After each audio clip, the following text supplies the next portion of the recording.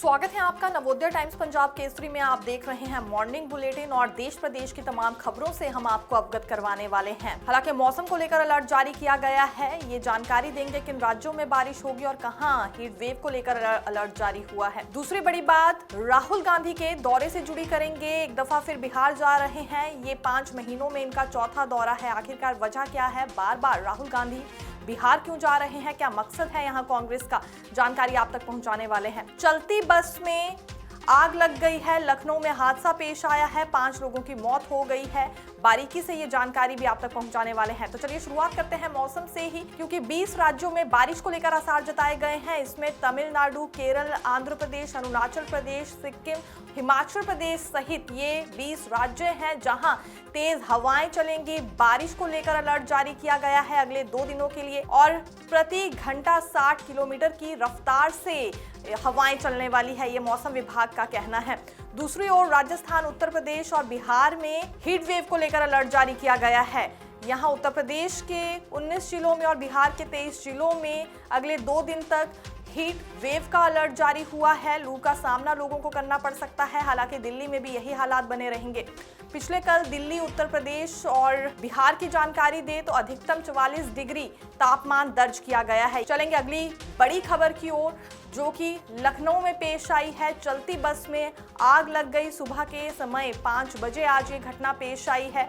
60 यात्री इसमें सवार थे। बिहार से बस दिल्ली लेकर यात्रियों को आ रही थी कि बीच रास्ते में लखनऊ में ये मोहनलालगंज के पास आग लगने की घटना पेश आई है। जब बस में आग की लपटें उठने लगी तो उस वक्त पर काफ़ी सारे लोग घबरा गए थे और चीख पुकार में माहौल बदल गया था। हालांकि जो बस के ड्राइवर और कंडक्टर थे ये बस से उतर गए, जिसके बाद लोग और ज़्यादा घबरा गए। यात्रियों को खुद ही अपनी सुरक्षा करनी पड़ी और ड्राइवर सीट से ये यात्री उतरे। कुछ एक को उतरते वक्त भी चोटें आ गई हैं, क्योंकि काफ़ी ज़्यादा तंगी उस वक्त वहाँ पर हो गई थी और सभी यात्री चाह रहे थे कि सबसे पहले बस से उतरने का उनका नंबर आ जाए। पूरी तरह से आग की चपेट में बस आ गई थी और जब तक दमकल विभाग की टीम पहुंची, आग पूरी तरह से बस को काबू में ले चुकी थी, यानी कि बस पूरी तरह से जलकर राख हो गई थी।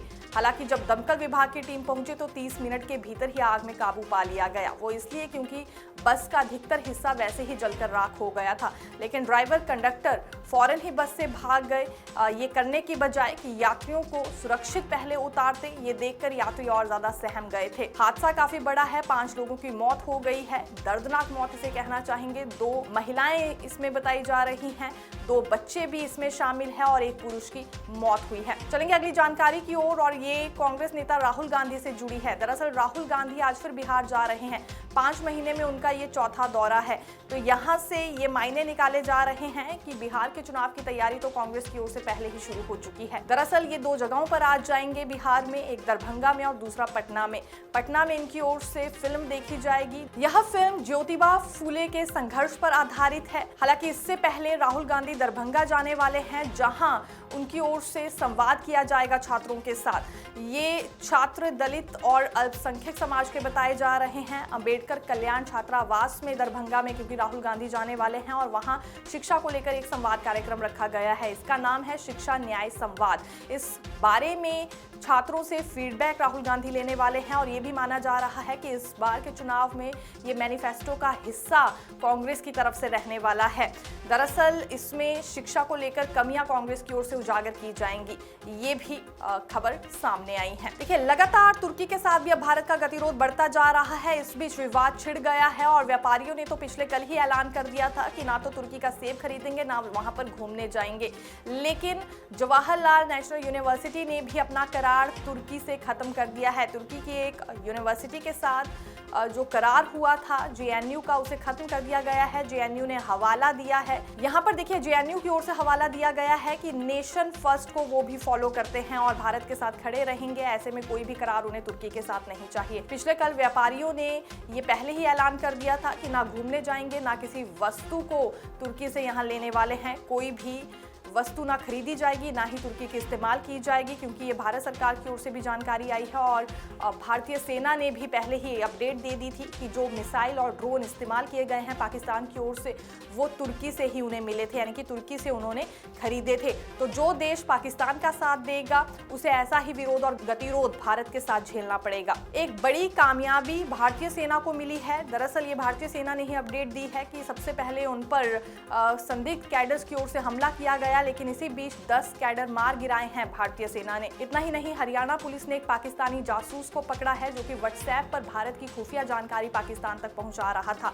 ये भी भारतीय सेना ने दावा किया है कि अभी भी खुफिया जानकारी मिलने के बाद जो ऑपरेशन जारी किया गया था बिल्कुल चालू है वो ऑपरेशन अभी भी। और यहाँ त्राल में 4 आतंकवादियों के छिपने की जानकारी सामने आई थी, जिसमें से एक आतंकवादी को मार भी गिराया गया है। आज वक्फ कानून पर फिर सुनवाई होने वाली है सुप्रीम कोर्ट में। तकरीबन ये 5 याचिकाएं दायर की गई थी वक्फ कानून के खिलाफ, जो कि संशोधन अभी हाल ही में भारत सरकार की ओर से किया गया है। केंद्र ने अदालत को बताया है कि 12 साल में वक्फ संपत्ति 20 लाख एकड़ बढ़ी है। सुप्रीम कोर्ट बृहस्पतिवार को वक्फ अधिनियम 2025 की संवैधानिक वैधता के खिलाफ याचिकाओं पर सुनवाई करेगा। मामले की सुनवाई सीजेआई जस्टिस BR गवई व जस्टिस ऑगस्टिन जॉर्ज मसीहा करेंगे। पूर्व सीजेआई जस्टिस संजीव खन्ना, जिनकी पीठ मामले की सुनवाई कर रही थी, उन्होंने 23 मई को पद छोड़ दिया है। शीर्ष अदालत के प्रस्ताव का भी विरोध जारी है। केंद्र ने केंद्रीय वक्फ परिषदों और बोर्ड में गैर मुस्लिमों को शामिल करने की अनुमति देने वाले प्रावधान पर रोक लगाने वाले सुप्रीम कोर्ट के प्रस्ताव का विरोध किया है। तो बने रहिए नवोदय टाइम्स पंजाब केसरी के साथ। मैं दीक्षा शर्मा।